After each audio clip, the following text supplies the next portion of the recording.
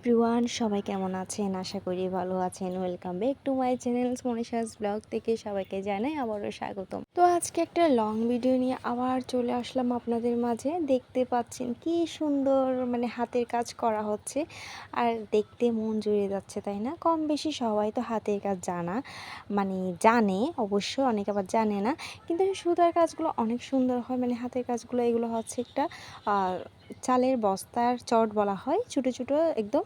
তো এগুলাতে পর্দার আসন বা বিভিন্ন কারুকাজ, ব্যাগ, অনেক কিছু বানানো হয়, যদিও বা আমি কিছুই জানি না।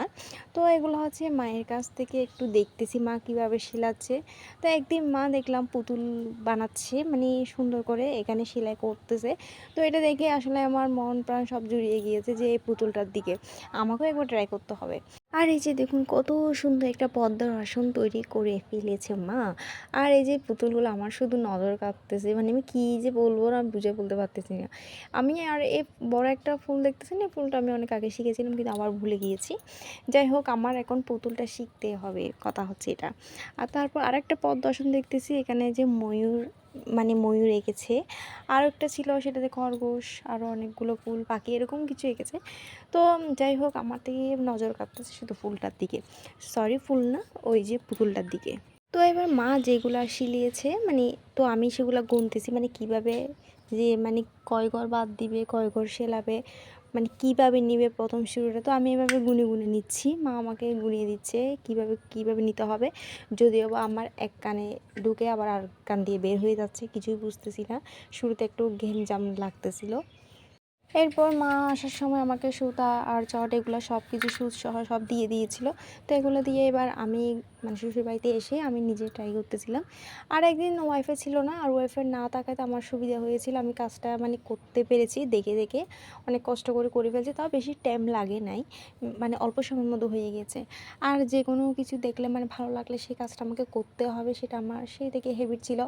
আর যে কোনো কিছুকে পুরাতন জিনিস, অপ্রয়োজনীয় জিনিস, ফেলে দেওয়া জিনিস, আর এগুলোকে নিয়ে নতুন করে আবার কিছু একটা তৈরি করা, এটা আমার বরাবরের মতো হ্যাবিট।